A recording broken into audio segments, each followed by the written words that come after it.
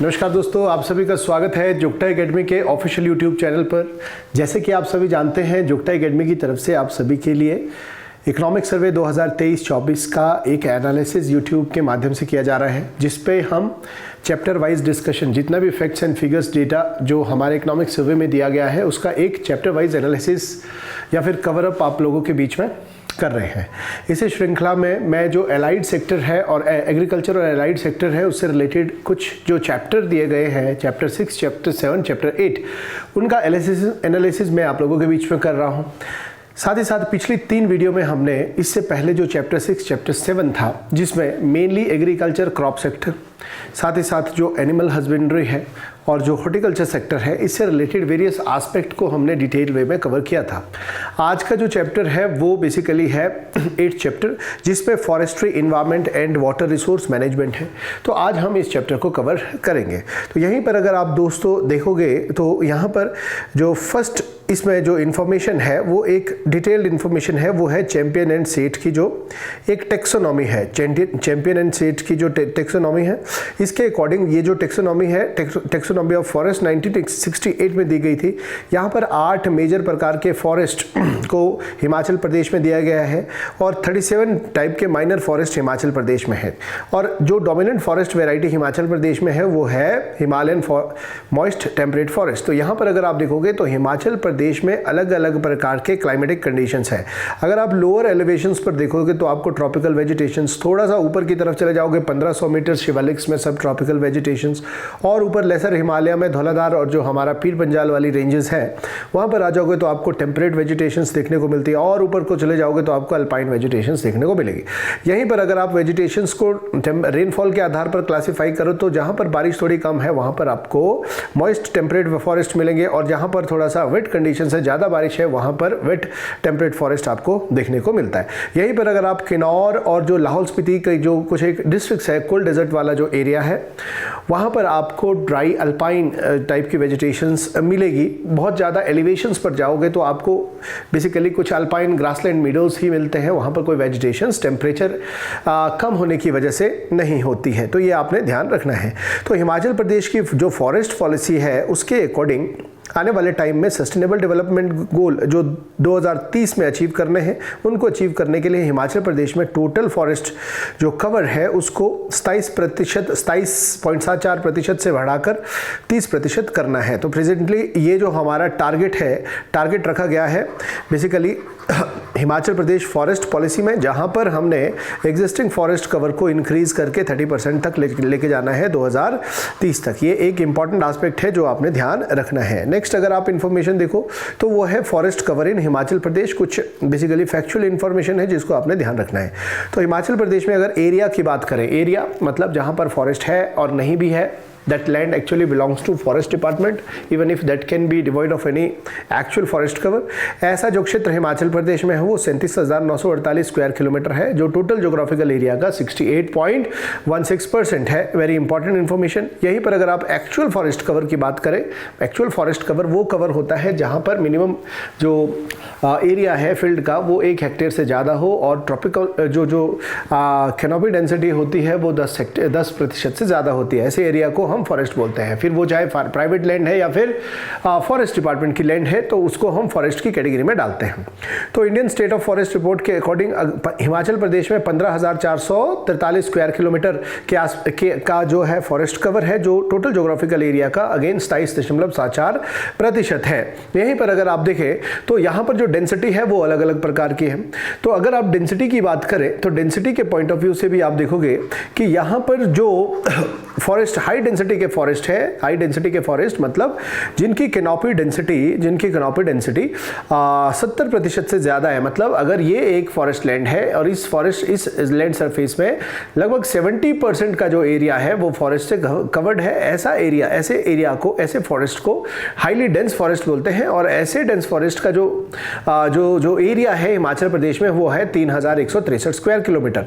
Again अगर आप moderate density की बात करें, जहां पर कैनोपी डेंसिटी 40 to 70% है, ऐसे मॉडरेट डेंसिटी के फॉरेस्ट हिमाचल प्रदेश में 7100 स्क्वायर किलोमीटर है, जो सबसे ज़्यादा प्रोपोर्शन है। एंड अगेन अगर आप देखो जो ओपन फॉरेस्ट है जहाँ पर कैनोपी डेंसिटी 10 से 40% है, ऐसे ओपन फॉरेस्ट का जो एरिया है वो है 5180 स्क्वायर किलोमीटर, इनको ओपन फॉरेस्ट बोलते हैं। अगर श्रब की बात करें जहाँ पर कैनोपी डेंसिटी 10% से भी कम है, ऐसा एरिया का जो ऐसे जो वेजिटेशन ऐसा जो एरिया है वो है 322 स्क्वायर किलोमीटर। तो ये एक इंपॉर्टेंट इंफॉर्मेशन है जो आपको ध्यान रखनी है। नेक्स्ट अगर आप देखते हो तो नेक्स्ट इंपॉर्टेंट इंफॉर्मेशन जो यहाँ पर है that is about the distribution. अगर आप डिस्ट्रीब्यूशन की बात करें टोटल एरिया के पॉइंट ऑफ व्यू से, जो डिस्ट्रिक्ट वाइज डिस्ट्रीब्यूशन यहाँ पर दिया गया है फॉरेस्ट का, तो यहाँ पर अगर आप देखोगे परसेंटेज में तो सबसे ज़्यादा total geographical area of state का जो परसेंटेज है फॉरेस्ट एरिया में वो है 28%, लाहौल स्पीति, किन्नौर, चंबा, कुल्लू। और यहाँ पर सबसे कम जो फॉरेस्ट एरिया है वो हमीरपुर में है 0.4%। टोटल फॉरेस्ट एरिया स्टेट्स पे जो टोटल फॉरेस्ट एरिया है उसके परसेंटेज के पॉइंट ऑफ व्यू से। बट अगर आप विद इन डिस्ट्रिक्ट की बात करें तो सबसे ज़्यादा डिस्ट्रिक्ट पे टोटल ज्योग्राफिकल एरिया के पॉइंट ऑफ व्यू से जो फॉरेस्ट एरिया है डिस्ट्रिक्ट स्पेसिफिक वो किन्नौर में है 87.41%। उसी के साथ अगर आप चंबा में देखो तो चंबा में भी बहुत है 84.68%, देन कुल्लू में 83.41%, एंड लाहौल स्पीति की बात करो 79.13%। जबकि अगर आप लोअर शिवालिक के स्टेट्स की बात करो तो यहाँ पर जो फॉरेस्ट कवर है और यहाँ पर जो फॉरेस्ट एरिया है वो with respect to the total geographical area of the district वो थोड़ा सा कम है। तो ये इन्फॉर्मेशन आपने ध्यान रखनी है कि यहाँ पर सबसे ज़्यादा जो प्रपोर्शन है फॉरेस्ट एरिया का वो 87.41% किन्नौर में है, followed by Chamba, then it is Kullu and Lahaul Spiti. Next information हम देखते हैं तो नेक्स्ट में बेसिकली जो नेक्स्ट इन्फॉर्मेशन है वहाँ पर अगर आप देखोगे तो वो है कुछ contribution and growth of forestry and logging forestry, जिसको हम सिल्वीकल्चर भी बोलते हैं। इसका कंट्रीब्यूशन क्या है? अगर आप फॉरेस्ट्री सेक्टर की बात करें तो टोटल जो इसका वैल्यू है सिल्वीकल्चर का 7,228 करोड़ है, और इसका जो ग्रॉस वैल्यू एडिड है अगर आप टोटल एग्रीकल्चर और एलाइड सेक्टर में टोटल टर्नओवर की बात करो तो 27.32% जो ग्रॉस वैल्यू एडिशन है वो सिल्वीकल्चर सेक्टर से आता है, जो बहुत ज़्यादा है। एंड अगेन अगर आप स्टेट की total gross state value added में इसका कंट्रीब्यूशन देखो तो वो सिर्फ और सिर्फ 3.74% है। यहीं पर अगर आप कांस्टेंट प्राइस पर बात करें, ग्रॉस वैल्यू एडिशन जो कांस्टेंट प्राइस पर है 2011-12 जो बेस ईयर है, यहाँ पर फॉरेस्ट्री एंड लॉगिंग जो है 4,719 करोड़ 2018-19 से जो बढ़कर 2023-24 में 5,380 करोड़ की इसकी इकॉनमी हुई है, जिसमें 661 करोड़ का जो है इसमें एक एब्सोल्यूट इंक्रीज देखा गया है। फाइनेंशियल ईयर 2023-24 में फॉरेस्ट्री और लॉगिंग सेक्टर के जो ग्रोथ की जो एक अनुमानित जो एक आकलन है वो 1.6% की इसमें ग्रोथ होने की संभावना है। नेक्स्ट अगर आप इंफॉर्मेशन देखेंगे तो है कुछ गवर्नमेंट के इनिशिएटिव्स के बारे में बात की गई है। गवर्नमेंट के initiative for promotion of silviculture और कमर्शियल फॉरेस्ट्री या फिर फॉरेस्ट कंजर्वेशन के दिशा में क्या क्या गवर्नमेंट के द्वारा स्कीम्स चलाई जा रही है। यहाँ पर अगर आप देखो फॉरेस्ट प्लांटेशन, तो forest plantation is being carried out under various state programme. अलग अलग प्लान और प्रोग्राम स्टेट्स में चल रहे हैं, जिसके तहत हिमाचल प्रदेश में फॉरेस्ट के जो कंजर्वेशन प्रोग्राम है इनको प्रमोट किया जा रहा है। प्लांटेशन के जो प्रोग्राम है इनको प्रमोट किया जा रहा है। एक इंपॉर्टेंट जो एस्पेक्ट यहाँ पर है वो है compensatory afforestation fund management planning authority, Campa. अगर आप कैंपा की बात करें, it is actually compensatory afforestation. तो यहाँ पर कंपनसेटरी अफॉरेस्टेशन में जितना भी ट्री फेलिंग की जाती है तो फॉरेस्ट डिपार्टमेंट ये इंश्योर करता है कि उसको कंपनसेट करने के लिए एडिक्वेट क्वांटिटी में दूसरे जो ट्रीज है उनको प्लांट किया जाए। तो यह है कैंपा। 2016 में इसको एक जो है एक्ट के तहत लाया गया था, स्टैट्यूटरी रिकॉग्निशन कैंपा को दिया गया। मतलब it is very mandatory for forest department to ensure that compensatory afforestation का जो प्रोविजन है उसको स्ट्रिक्टली हिमाचल प्रदेश में भी लागू किया जाए। तो यहाँ पर जो compensatory afforestation fund management planning authority है वो इस कैंपा फंड के तहत, कैंपा के तहत जो भी फंडिंग्स आती है उसको एग्जीक्यूट हिमाचल प्रदेश में करती है। नाउ नेशनल अफॉरेस्टेशन प्रोग्राम चल रहा है, national mission for green India चल रहा है, एक्सटर्नल एडेड प्रोजेक्ट भी हिमाचल प्रदेश में फॉरेस्ट को ग्रो करने के लिए, फॉरेस्ट को प्रमोट करने के लिए, वेजिटेशंस को ग्रो करने के लिए चलाए जा रहे हैं। यहीं पर अगर आप नेक्स्ट इन्फॉर्मेशन देखोगे, जो पास्चर और ग्रेजिंग लैंड होते हैं जहां पर जो बेसिकली ग्रेजिंग एनिमल ग्रेज करने के लिए जाते हैं, वहीं पर अगर आप देखें it is managed under the state scheme. Scheme का नाम है development of pasture and grazing land. यहीं पर हिमाचल प्रदेश में हर वर्ष जो है रेनी सीजन में वन महोत्सव मनाया जाता है। इसको स्टेट लेवल पर, सर्कल लेवल पर, डिवीजन लेवल पर मनाया जाता है। और यहाँ पर अगर आप इस बात की यहाँ पर अगर आप देखो इसको, ये इसका जो मेन उद्देश्य है that is about educating the masses and creating awareness among all stakeholder regarding forestry environment concern. इसमें एक नई फॉरेस्ट्री स्कीम है जिसको सांझी वन योजना भी कहा जाता है। तो ये आपने यहाँ देख रहा सांझी वन योजना। तो यहाँ पर जो है कम्युनिटी पार्टिसिपेशन को इंश्योर करने के लिए, लोगों को अवेयर करने के लिए regarding the environmental role, ecological role that is played by the forest, उसके लिए एक सांझी वन योजना चलाई जा रही है गवर्नमेंट के द्वारा हिमाचल प्रदेश में। नेक्स्ट अगर आप देखो फाइनेंशियल ईयर 2023 में प्लांटेशन टारगेट, इसी स्कीम में जो टारगेट रखा गया है वो 10,000 जो है टारगेट है वो 10,000 हेक्टेयर का टारगेट है, जिसमें कैंपा और सेंट्रली स्पॉन्सर्ड स्कीम्स के तहत 10,000 हेक्टेयर का टारगेट रखा गया है प्लांटेशंस के लिए। इसमें से 7,636 हेक्टेयर जो है अचीव कर दिया गया है, और बाकी का जो बचा हुआ टारगेट है उसको 31 मार्च 2024 तक अचीव करने का टारगेट रखा गया है। यहीं पर अगर मैनेजमेंट की बात करें, फॉरेस्ट जो है सबसे ज़्यादा वल्नरेबल है क्योंकि फायर्स का खतरा है, अनऑथोराइज्ड लॉगिंग की जाती है, इंक्रोचमेंट की जाती है। और यहीं पर अगर आप देखें तो इसको फॉरेस्ट की प्रोटेक्शंस के लिए, इसके इलीगल ट्रेड के लिए, फॉरेस्ट रिलेटेड गुड्स के ट्रेड के लिए चेकपोस्ट्स बनाए जा रहे हैं, और वहाँ पर सीसीटीवी कवरेज को इंश्योर किया जा रहा है। और कुछ फायर फाइटिंग इक्विपमेंट्स को भी फॉरेस्ट डिपार्टमेंट को डिस्ट्रीब्यूट किया जा रहा है। एक सेंट्रली स्पॉन्सर्ड स्कीम है forest fire prevention and management scheme and state scheme namely, जिसको बोलते हैं forest fire management scheme is being implemented in the scheme. तो ये स्कीम्स है हिमाचल प्रदेश में इम्प्लीमेंट की जा रही है। तो फॉर फॉरेस्ट मैनेजमेंट, तो यहाँ पर आपने देखना है कि फॉरेस्ट से रिलेटेड जो भी गुड्स होते हैं, वुड्स होते हैं, या फिर जो भी फर्नीचर, जो भी इलीगली ट्रेडेड जो फॉरेस्ट मटेरियल होता है, उसको रोकने के लिए चेकपोस्ट और चेकपोस्ट पर सीसीटीवी की जो सुविधा है वो प्रोवाइड की जा रही है। इसी के साथ नेक्स्ट अगर आप एक इम्पॉर्टेंट इन्फॉर्मेशन देखो दैट इज रिगार्डिंग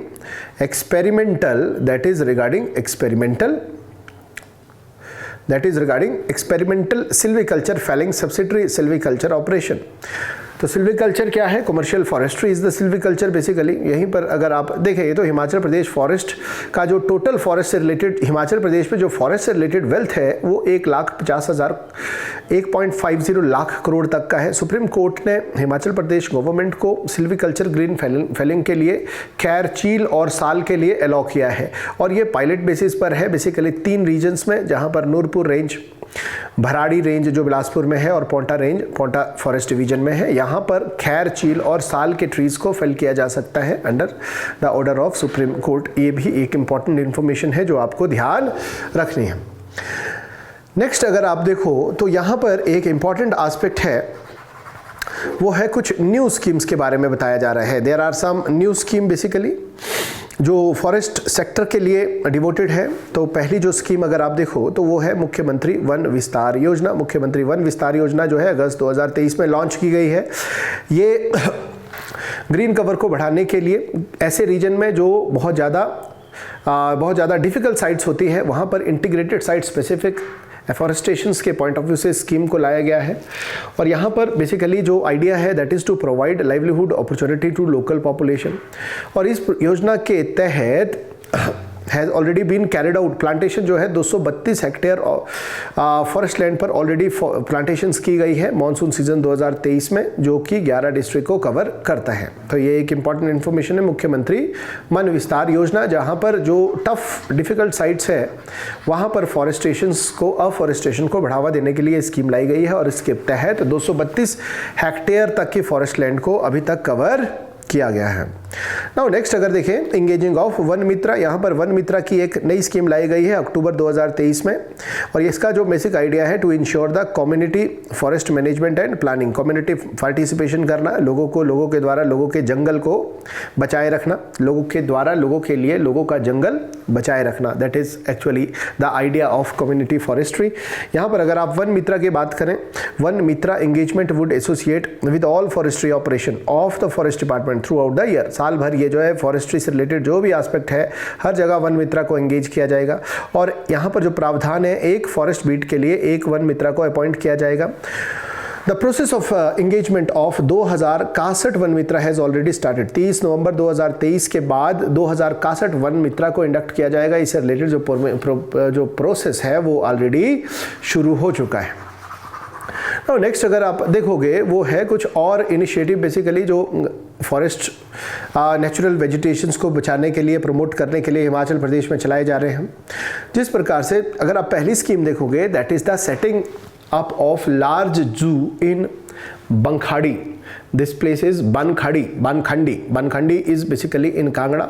यहाँ पर जो है एक बहुत बड़ा लार्ज जू इस्टेब्लिश किया जा रहा है कांगड़ा डिस्ट्रिक्ट में। 600 करोड़ की लागत का ये जू है, जिससे जो है टूरिज्म से रिलेटेड फैसिलिटी को एक बूस्ट मिलेगा, एम्प्लॉयमेंट अपॉर्चुनिटीज़ बढ़ेगी। और दिस जू shall be constructed in 3 phases. और जो टोटल एरिया है बनखाड़ी में जो जू इस्टेब्लिश हो रहा है वो है 180 हेक्टेयर का। नाउ द जू का जो डिज़ाइन है, कंस्ट्रक्शन विल, इसमें जो है इको फ्रेंडली टेक्नोलॉजीज़ का यूज़ किया जाएगा, रिन्यूएबल एनर्जी को यूज़ किया जाएगा, सोलर एनर्जी को इंश्योर किया जाएगा। मतलब overall this zoo will be eco friendly type of project जिसको यहाँ पर इस्टेब्लिश किया जाएगा। नाउ नेक्स्ट अगर आप एक इन्फॉर्मेशन देखेंगे वो है इको टूरिज्म के बारे में। बेसिकली अगर आप हिमाचल प्रदेश में फॉरेस्ट की बात करें, यहाँ पर फॉरेस्ट की जो प्रमोशन है इसको इको टूरिज्म के साथ रिलेट किया जाता है। Eco tourism is the sustainable tourism, basically जहाँ पर टूरिज्म इस प्रकार का हो जो सिंक्रोनाइज करता है वहाँ की लोकल वन संपदा और जो भी रिसोर्सेज है उनके साथ सिंक्रोनाइज करता है, डाइवर्सिटी के साथ सिंक्रोनाइज करता है। तो ये इको टूरिज्म है बेसिकली। तो इको टूरिज्म की अगर आप बात करें तो हिमाचल प्रदेश में इको टूरिज्म को बूस्ट करने के लिए, मैनेजमेंट एंड ऑपरेशन बूस्ट करने के लिए basically it has been decided to outsource management और जो ऑपरेशन से रिलेटेड जो भी सर्विसेज है उनको आउटसोर्स करने की बात की गई है, जहां पर 93 प्रायोरिटाइज इको टूरिज्म को जो है फेज्ड वे में डेवलप किया जाएगा। The first time request for proposal, जो रिक्वेस्ट फॉर प्रपोजल है वो है डिज़ाइन, डेवलपमेंट, मैनेजमेंट और सर्विसेज को प्रोवाइड करने के लिए 12 इको टूरिज्म पोटेंशियल साइट्स पर हिमाचल प्रदेश में जनवरी 2024 से पहले इस प्रपोजल को रखा गया है। यहाँ पर बेसिकली बाहर से जो सर्विसेज है, जो प्रोफेशनल सर्विसेज है, एक्सपर्टीज़ है, उनको आउटसोर्स किया जाएगा to sustainably manage the forest by synchronising them with eco tourism. Obviously जिसकी वजह से क्या होगा, बेसिकली जो यहाँ पर इसके बेनिफिट्स होंगे फॉरेस्ट कंजर्वेशन के साथ साथ जो इको टूरिज्म है, लाइवलीहुड जनरेशन में है, ये भी पॉसिबल हो पाएगा। नाउ नेक्स्ट अगर आप देखो तो वो एक इंपॉर्टेंट स्कीम है adoption of national transit pass. Adoption of national transit pass government ने अडॉप्ट किया है नेशनल ट्रांजिट पास सिस्टम, जिसका मुख्य उद्देश्य है जो भी फॉरेस्ट प्रोड्यूस हिमाचल प्रदेश से एक्सपोर्ट होते हैं वो जो है अनहिंडर्ड वे में बाहर की तरफ मूव कर पाए। यहाँ पर बेसिकली जो ट्रांजिट पास को इशू करने का जो प्रोसेस है वो टिम्बर, बैम्बू और दूसरे माइनर प्रोड्यूस जो होते हैं उनके पासेस को इशू करने को एक्सपेंडाइट किया गया है, इसमें तेज़ी लाई गई है। और इसका जो मुख्य उद्देश्य है वो बेसिकली जो भी माइनर प्रोडक्ट्स होते हैं फॉरेस्ट से रिलेटेड उनकी मूवमेंट में ईज हो, ताकि फॉरेस्ट से रिलेटेड जो इनकम जनरेशन है उसको स्मूथ बनाया जा सके। ठीक है जी। नाउ यहाँ पर अगर आप कुछ एक्सटर्नल प्रोजेक्ट्स की बात करें तो there are some external projects also, जो गवर्नमेंट एक्सटर्नल प्रोजेक्ट्स है या फिर नेशनल लेवल के पॉलिसीज़ के अकॉर्डिंग फंडेड है, या फिर जो है वर्ल्ड बैंक या फिर बाहर की जो संस्थाएं हैं, इंटरनेशनल जो ऑर्गेनाइजेशन है उनके द्वारा कुछ फंडेड प्रोजेक्ट है। तो यहाँ पर एक इंपॉर्टेंट प्रोजेक्ट्स की अगर आप बात करते हैं तो that is Himachal Pradesh forest ecosystem climate proofing project. तो ये एक इम्पॉर्टेंट प्रोजेक्ट है फॉरेस्ट इकोसिस्टम क्लाइमेट प्रूफिंग के लिए।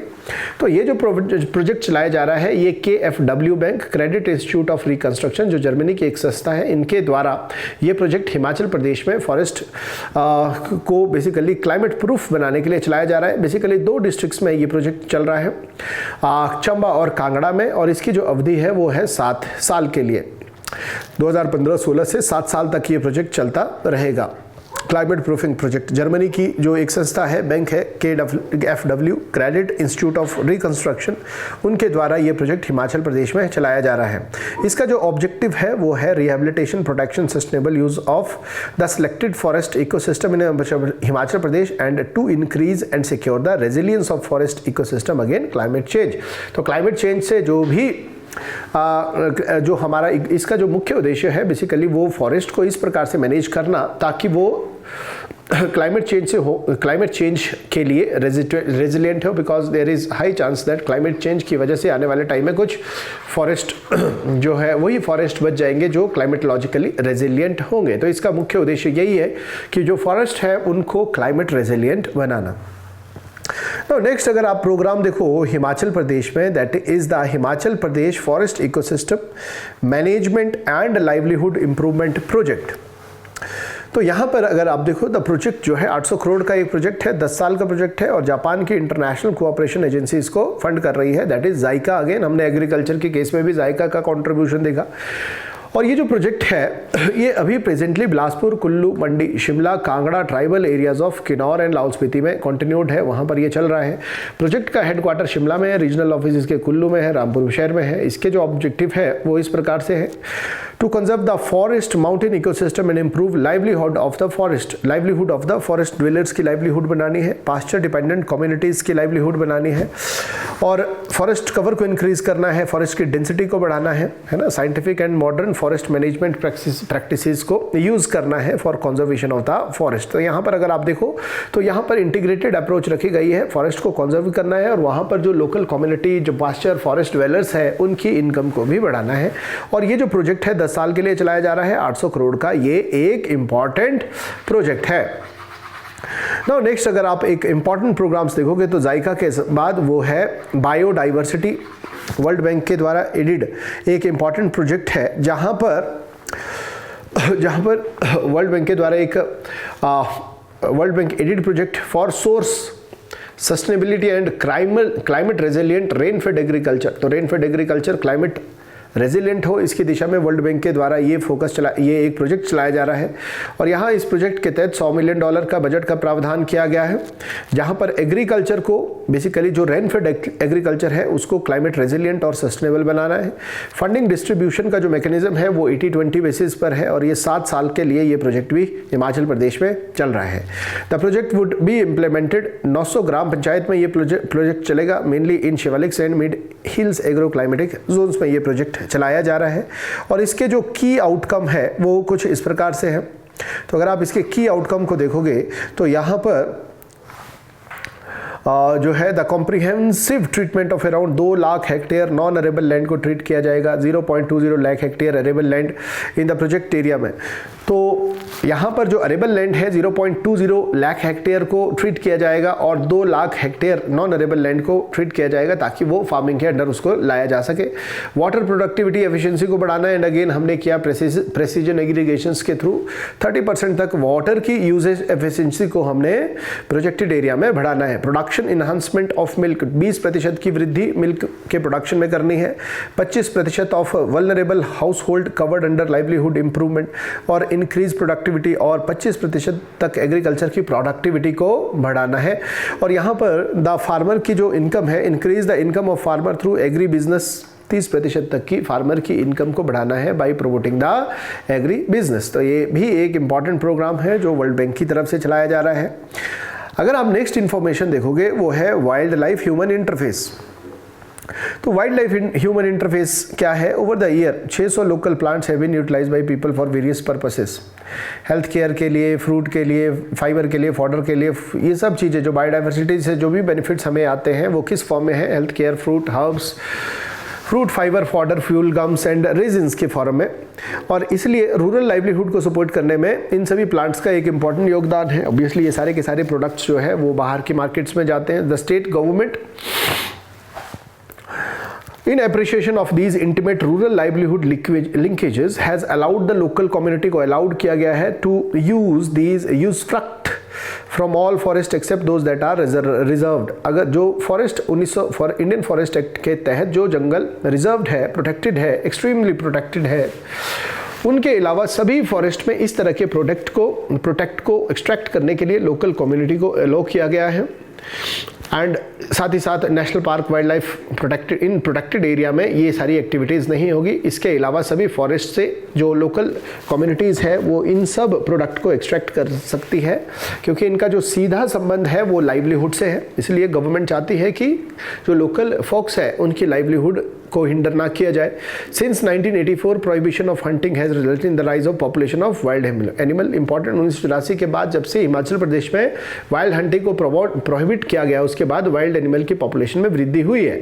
State government is providing financial compensation for instances involving the loss of domestic animals और injuries to as well as loss of human life caused by wild animal. Very important, यहाँ पर अगर state governments के द्वारा financial compensation provide की जा रही है, जहाँ पर डोमेस्टिक एनिमल का लॉस हो जाए, इंजरीज हो जाए, एज वेल एज अगर ह्यूमन लाइफ का लॉस हो जाए वाइल्ड एनिमल के द्वारा, this is the actually the human animal conflict, तो उसमें गवर्नमेंट कॉम्पनसेट करेगी जो भी लॉस होता है इंडिविजुअल्स को। नाउ नेक्स्ट एक इम्पॉर्टेंट स्कीम अगर आप देखें वो है इन्वायरमेंट साइंस एंड टेक्नोलॉजी। यहाँ पर department of environment science and technology को इस्टेब्लिश किया गया 13 अप्रैल 2007 को। इसका जो ऑब्जेक्टिव है वो है improve the effectiveness of environment management. जो भी इन्वायरमेंट को मैनेजमेंट है इसको effective banana, protect vulnerable ecosystem and enhance the sustainability of development. तो सस्टेनेबिलिटी बनाना, इन्वायरमेंट को इफेक्टिव वे में मैनेज करना, इन सब चीज़ों के लिए 13 अप्रैल 2007 को हिमाचल प्रदेश में department of environment science and technology को सेटअप किया गया। नाउ कुछ और इनिशिएटिव है बेसिकली प्लास्टिक वेस्ट मैनेजमेंट के लिए इंपॉर्टेंट। हिमाचल प्रदेश में किसी भी प्रकार का जो प्लास्टिक है बेसिकली उसका यूज़ को प्रोहिबिट किया गया है। यहीं पर अगर आप हिमाचल प्रदेश में देखें तो यूज़ ऑफ सर्टेन आइटम जैसे पॉलीथीन है, littering of plastic item, Himachal Pradesh non biodegradable garbage control act के तहत इन सबको बैन किया गया है। Himachal Pradesh non biodegradable garbage control act 1995 के तहत पॉलीथीन का यूज़ और प्लास्टिक को लिटर करने का जो ये इसको जो है बैन किया गया है। Important, under this act one time use such as disposable plastic cups, glasses, plates, polythene carry bags, plastic thermocol, cutlery, use of plastic spoon, bowls, string sticks, forks, knives, straws, इन सब के use को completely Himachal Pradesh में ban किया गया है। और यहीं पर अगर आप देखो नॉन वूवन कैरी बैग्स जिसकी जो थिकनेस है वो 80 GSM से कम है, इसको भी हिमाचल प्रदेश में बैन किया गया है। यहीं पर अगर आप एक चार्ट को देखोगे तो इससे रिलेटेड कुछ इंपॉर्टेंट इन्फॉर्मेशन यहाँ पर है जो इस प्रकार से है। ये जो प्लास्टिक बेसिकली जो भी पॉल्यूशन होता है इसको रेगुलेट करने के लिए अगर आप देखो तो 1995 में 1995 में Himachal Pradesh non biodegradable garbage control act को लाया गया और उसके बाद 1996 में रूल्स को लाया गया।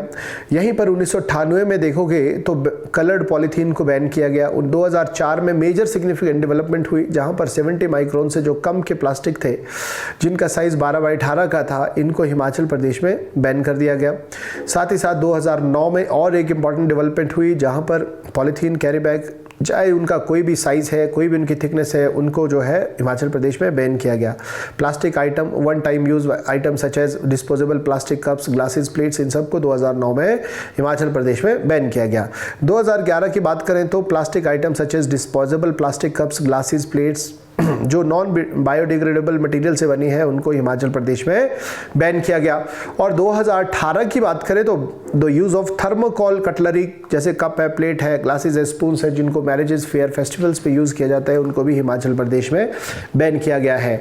2019 में वन टाइम यूज़ प्लास्टिक जैसे कटलरी है, use for serving consuming foods, spoon, string, sticks, इन सबको भी बैन कर दिया गया है। और यहाँ पर एक पॉलिसीज़ को भी इंट्रोड्यूस किया गया 2019 में, प्लास्टिक वेस्ट बाईबैक पॉलिसी, जहाँ पर 75 रुपीज़ पर किलोग्राम के हिसाब से जो भी प्लास्टिक का मटेरियल है उसको वापस गवर्नमेंट के द्वारा खरीदा जाएगा ताकि उसको दोबारा रिसाइकल किया जाए। 2021 में सिंगल यूज़ प्लास्टिक आइटम जैसे कैरी बैग है, थर्मोकोल आइटम है, जो नॉन बायोडिग्रेडेबल मटेरियल से बनी है, उनके यूज़ को बैन किया गया है। 2022 में नॉन वुमन कैरी बैग जिसकी थिकनेस 80 GSM से कम है, इसको भी हिमाचल प्रदेश में बैन किया गया है। तो कुछ मेजर डेवलपमेंट है जो आपको ध्यान रखनी है। नेक्स्ट अगर आप देखो, that is the creation of model eco village. Basically sustainability की बात हो रही है, हमने जो सस्टेनेबल डेवलपमेंट गोल है उनको अचीव करना है, तो रूरल डेवलपमेंट में भी सस्टेनेबिलिटी को लाना है। यहीं पर creation of modern eco village की बात हो रही है। अगर आप department of environment science technology की बात करें तो यहाँ पर इनके द्वारा मॉडल इको विलेज स्कीम को स्टेट में इंप्लीमेंट किया जा रहा है। The scheme is focusing toward perspective of developing low impact lifestyle. लोगों को बेसिकली प्रमोट करना है ताकि वो सिंपल लाइफस्टाइल को अडॉप्ट करें।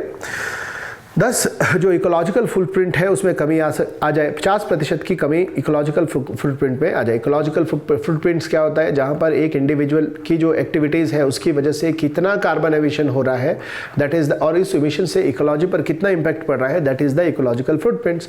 ऑब्वियसली जिस पर्सन का लाइफस्टाइल इज सिंपल उसका फुटप्रिंट कम होगा, जिसका लाइफस्टाइल इज थोड़ा सा ज़्यादा कॉम्प्लेक्स होगा तो जहाँ पर तो उनका कार्बन फुटप्रिंट ज़्यादा होगा। तो 50% तक की कमी लाने की कोशिश की जा रही है bye promoting the low impact और सिंपलर लाइफ स्टाइल।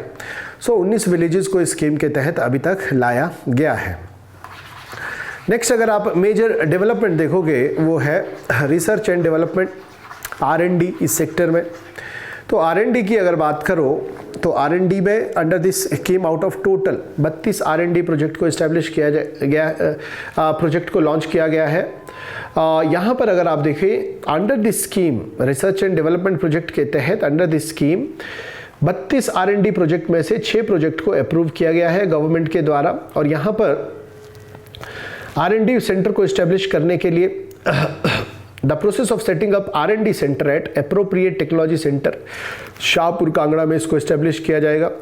और यहाँ पर basically has been initiated to carry out research to use biodegradable material include plate, cutleries, leaf, plant leaves. So R&D basically sustainability of lifestyle को promote करने के लिए किस तरह का एक लिविंग स्टैंडर्ड किस तरह से जो है, किस तरह से हम बायोडिग्रेडेबल मटेरियल को रीयूज़ कर सकते हैं, इसके लिए जो एक सेंटर है अप्रोप्रिएट टेक्नोलॉजी सेंटर वो शाहपुर कांगड़ा में उसने वर्क करना शुरू कर दिया है। नेक्स्ट अगर आप इंफॉर्मेशन देखो वो है schedule caste developmental programme, developmental plan, schedule caste. तो यहाँ पर अगर आप बात करें शेड्यूल कास्ट डेवलपमेंट प्लान की, तो this scheme is being implemented to strengthen the capacity of marginal SC families. जो मार्जिनल शेड्यूल कास्ट फैमिलीज है to meet energy requirement, irrigations, water lifting, heating, space lighting through demonstration of solar power plants, restoration and mechanisation of traditional water mills, gharat, revival of natural springs of marginal SC families and communities. Basically this plan is only for SC schedule caste के development के लिए, ताकि उनकी energy से related demand को cater किया जाए, चाहे वो इरिगेशंस है, जहाँ पर वाटर लिफ्टिंग की मैकेनिज्म है, हीटिंग, स्पेस लाइटिंग है, सोलर पावर प्लांट है। इसके तहत सस्टेनेबिलिटी को प्रमोट करने के लिए dedicated to schedule caste families. State level environment leadership award, state level पर 14 अवार्ड को कन्फर्ड किया जाता है, जहाँ पर बेसिकली जो भी इनोवेटिव एक्शन होते हैं अलग अलग सेक्टर में उनको रिकॉग्नाइज और सेलिब्रेट किया जाता है। नेक्स्ट अगर आप देखो the scheme is world environment, the very important aspect is the world Environment day 2023, world Environment day 2003। तो वर्ल्ड इन्वायरमेंट डे 2023 इसको आप जानते हैं कि 5 जून को इसको मनाया जाता है।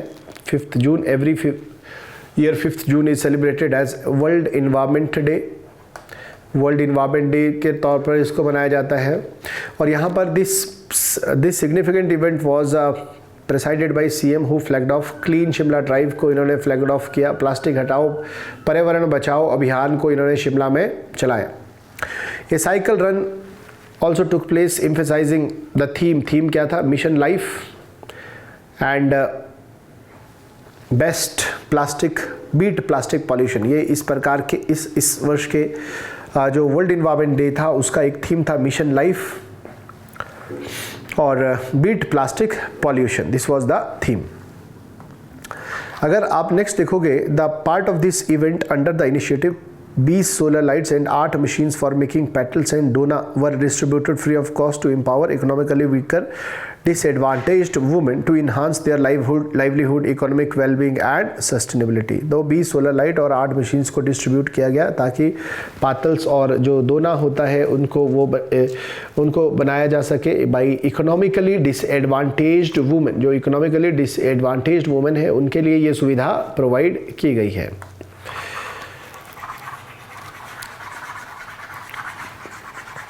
तो नेक्स्ट अगर एक इम्पॉर्टेंट एस्पेक्ट है वो है इन्वायरमेंट इम्पैक्ट असेसमेंट। तो इन्वायरमेंट इम्पैक्ट असेसमेंट में सर्वे में जो इन्फॉर्मेशन है वो बहुत कम है। तो department of environment science technology climate change hold a pivotal role for being state level secretary responsible. तो जितने भी इन्वायरमेंट इम्पैक्ट असेसमेंट से रिलेटेड जो भी इन्वायरमेंटल क्लियरेंसेस है उनके लिए जो नोडल अथॉरिटी है that is the department of environment science technology and climate change. तो यहाँ पर बेसिकली 40 प्रोजेक्ट्स को क्लियरेंस प्रोवाइड की गई है फाइनेंशियल ईयर 2023-24 में, इसको आपने ध्यान रखना है। Now some other climate change projects के बारे में अगर हम बात करें, द क्लाइमेट चेंज इनिशिएटिव्स के बारे में, Himachal Pradesh knowledge cell on climate change, Himachal Pradesh knowledge cell on climate change. तो Himachal Pradesh knowledge cell on climate change इसको इस्टेब्लिश किया गया है, established by department of environment science technology and climate change under the national mission for sustaining Himalaya. तो एक important programme है जो national action plan on climate change के तहत चलाया जा रहा है नेशनल लेवल पर, जहां पर हिमालयन माउंटेन रेंजेस को सस्टेनेबली मैनेज करना है ताकि वहां का जो फ्रेजिलिटी है इकोसिस्टम को उसको रीइंस्टेट किया जा सके। सो इसी दिशा में department of environment science technology के द्वारा हिमाचल प्रदेश में एक प्रोजेक्ट इस्टेब्लिश किया गया है that is Himachal Pradesh knowledge cell on climate change. Climate change vulnerability assessment and adaptation plan for Kullu Lahaul Spiti have been completed and Shimla Kullu और मंडी के लिए जो climate change vulnerability assessment है वो इसी प्रोग्राम के तहत चलाया जा रहा है। Now next अगर आप देखो वो है next is the information regarding Himachal climate adaptation and finance in rural India SAFRI। So climate change से रिलेटेड प्रोग्राम है। सो यहाँ पर अगर आप देखो climate adaptation and finance in rural India CAFRI project. So CAFRI project is implemented in the state under Indo German technical cooperation, German development cooperation and ministry of environment forest and climate change. CAFRI project बहुत important है, climate adaptation and finance in rural India. इसके तहत 10 million euros को spend किया गया है for adaptive capacity development for approximately 5,000 women's farmer in drought prone area and climate change area of the state। 2023 से 26 के बीच में साफरी प्रोजेक्ट के तहत 10 मिलियन यूरो को खर्च किया जाएगा on adaptive capacity development for approximately 5,000 women's in drought prone and climate change areas of the state between 2023 से 26 तक। 2023 से 26 तक का ये टेन्योर है और इस टेन्योर में 5,000 वुमेन्स को टारगेट किया जाएगा जिसमें 10 मिलियन यूरो को खर्च करने की बात की गई है। बेसिकली ये एक इम्पॉर्टेंट प्रोजेक्ट है साफरी प्रोजेक्ट। ये किसके द्वारा चलाया जा रहा है? इंडो जर्मन टेक्निकल कोऑपरेशन के द्वारा between Germany development cooperation and ministry of environment forest and climate change. Next जो प्रोजेक्ट है वो है Himachal Pradesh council for science technology and environment. Himachal Pradesh council for science technology and environment, HIMCOSTE is the nodal agency for promotion science and technology and the creation of environment awareness in the state, HIMCOSTE. तो Himachal Pradesh council for science technology and environment. तो यहाँ पर अगर question आता है तो इसकी full form पूछी जा सकती है। तो नेक्स्ट कुछ इन्फॉर्मेशन जो यहाँ पर है, तो यहाँ पर देखोगे centre for science learning and creativity was inaugurated 7 अक्टूबर 2023 को, 7 अक्टूबर 2023 को आनंदपुर शोगी, इन भोग आनंदपुर शोगी में centre for science learning and creativity was inaugurated. दूसरा अगर आप देखोगे appropriate technology centre Shahpur at district Kangra was operationalise. Year 2023 में हिमकॉस्टे के द्वारा शाहपुर का जो एप्रोप्रिएट टेक्नोलॉजी सेंटर है उसको ऑपरेशनलाइज किया गया है। यहीं पर अगर आप देखो registration of Kangra T, important information यहाँ पर फोकस जरूर करें कि जो कांगड़ा टी है उसको रजिस्टर किया गया है as a protected geographical indication in European Union, PGI in European Union, very important. This is the second Indian product, दूसरा प्रोडक्ट है जो यूरोपियन यूनियन की लिस्ट में इसको इंक्लूड किया गया है, जिसको, और यहाँ पर अगर आप देखो this will enable tea producer to legally sell their produce directly in European market. तो ये मेजर डेवलपमेंट है टी प्रोडक्शंस के लिए, जहाँ पर कांगड़ा टी को प्रोटेक्टेड जियोग्राफिकल इंडिकेशंस जो यूरोपियन यूनियन की लिस्ट है उसमें इंक्लूड किया गया है, जिसके तहत जो भी टी प्रोड्यूसर्स हैं वो अपनी टी को यूरोपियन मार्केट में सेल कर सकते हैं। नाउ नेक्स्ट इसी रिकॉग्निशंस के लिए सिरमौरी लोहिया, कुल्लू कैप्स, किन्नौरी कैप्स, मंडी सेपुवड़ी, किन्नौरी एप्पल, किन्नौरी ज्वेलरी, पांगिर की ठांगी, इन तरह के प्रोडक्ट को भी जियोग्राफिकल इंडिकेशंस के लिए जियोग्राफिकल इंडिकेशंस अलॉट होने के लिए इन्होंने भी इन गुड्स को भी अप्लाई किया गया था under geographical indication of goods act 1992 as GI registration office of Chennai. So presently these are not actually included in geographical indication tagline, so आपने ध्यान रखना है। Next information is about Himachal Pradesh children science Congress. इसको हिमकॉस्टे के द्वारा ही ऑर्गेनाइज किया गया for the students जो 10 से 17 ईयर तक के जो बच्चे हैं। एवरी ईयर सिंस 1993 के बाद से इसको हर साल जो है सब डिविजनल लेवल पर ऑर्गेनाइज किया जाता है।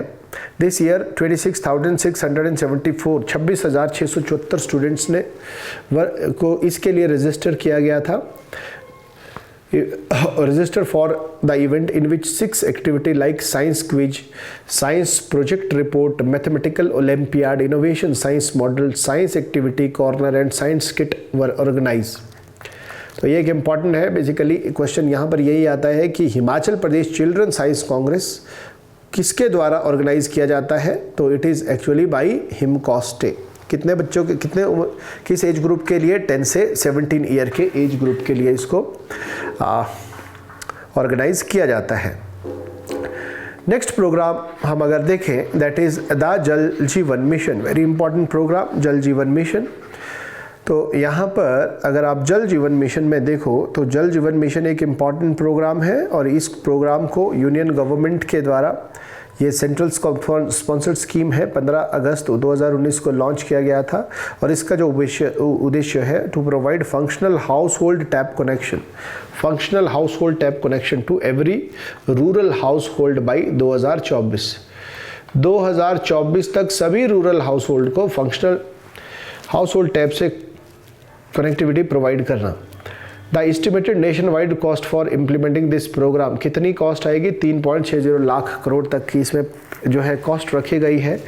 मिशन इज सेंटर, ये किसके चारों तरफ ये मिशन है, the mission is centred on establishing a house hold level service system ensuring consistent supply of 55 important. इस मिशन के तहत 55 litre per capita per day water provide करने का प्रावधान है और इसके तहत 17.9 लाख रूरल हाउस होल्ड को बेसिकली इसके तहत लाया गया है, जबकि 7.63 lakh household already possessed functional household tap connection prior to initiation of Jal Jeevan mission. तो ये आपने ध्यान रखना है कि इसके तहत जो टारगेटेड हाउस होल्ड है हिमाचल प्रदेश में वो 17.09 लाख है, जबकि बाकी को फंक्शनल हाउस होल्ड से पहले ही जोड़ दिया गया है।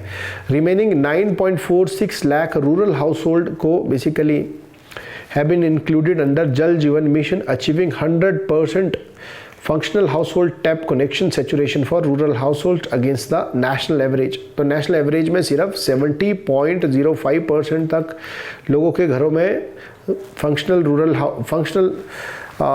जो हाउस होल्ड टैप कनेक्शन है, जबकि हिमाचल प्रदेश में इसमें सैचुरेशन आ गया है। 100% लोगों के पास एक वर्किंग टैप वाटर कनेक्शन की सुविधा है। State currently hold 9th position nationwide in ensuring portable water to household with 100%। तो हिमाचल प्रदेश का जो रैंक है वो 9th है। Additionally it secure first position among hill state में ये पहले नंबर पर है। तो ये आपने ध्यान रखना है, जल जीवन मिशन। नेक्स्ट अगर आप बात करो तो वो है urban water supply scheme. Next programme is urban water supply scheme. Urban water supply scheme Himachal Pradesh has total 60 town. Himachal Pradesh में टोटल 60 टाउन और अर्बन लोकल बॉडीज़ है। जल शक्ति विभाग जो है वाटर सप्लाई स्कीम को 58 शहरों में, 58 टाउन्स में जल शक्ति विभाग देखता है एक्सेप्ट आनी टाउन, जबकि शिमला जल प्रबंधन निगम जो है वाटर शिमला टाउन की वाटर सप्लाई को मैनेज करता है और हिमुडा के द्वारा परवाणु टाउन की वाटर सप्लाई को मैनेज किया जाता है। Out of 58 schemes 46 are complete. So 58 में से 46 कंप्लीट है। और यहाँ पर अगर आप देखो DPR for upgrading providing water supply to left out area of 17 town have been sanctioned under Amrut। Important information। तो जल Jeevan mission was for rural और अर्बन के लिए अर्बन वाटर सप्लाई स्कीम, जहाँ पर आप देखो जो जल शक्ति विभाग है वो 58 कस्बों में बेसिकली वाटर सप्लाई को मैनेज करता है एक्सेप्ट आनी एंड रेस्ट शिमला में इम्पॉर्टेंट SJPN सतलुज शिमला जल प्रबंधन निगम। नेक्स्ट अगर आप देखो स्टेटस ऑफ सीवरेज के बारे में इंफॉर्मेशन इकोनॉमिक सर्वे में दी गई है। सीवरेज का क्या स्टेटस है हिमाचल प्रदेश में। तो status of sewerage in Himachal Pradesh, तो urban area sewerage facility have been provided. 35 town में सीवरेज फैसिलिटी प्रोवाइड की गई है विद 13 हैविंग कंप्लीट सिस्टम और 22 में पार्शियली कवर्ड है। Jal Shakti Vibhag has installed 61 sewage treatment plant. Jal Shakti Vibhag ने 61 सीवेज ट्रीटमेंट प्लांट को इस्टेब्लिश किया है, जिसकी capacity 89.143 million litre daily capacity है, serving various urban local body. Construction of new sewerage 9 town में चल रहा है। In the rural sector sewerage facilities are in progress with partial coverage of 8 rural areas. यहाँ रखना है, ध्यान रखता है कि इन रूरल सेक्टर सीवरेज फैसिलिटी चल रही है with partial coverage of 8 rural areas and work on scheme in 15 other rural areas को भी कवर करना है। Sewerage scheme in rural area have also been included for funding MLA priority के तहत, NABARD tribal head के तहत इसको इंक्लूड किया गया है। Total of 16 sewerage scheme have been approved under NABARD के तहत 16 सीवरेज स्कीम को अप्रूव किया गया है।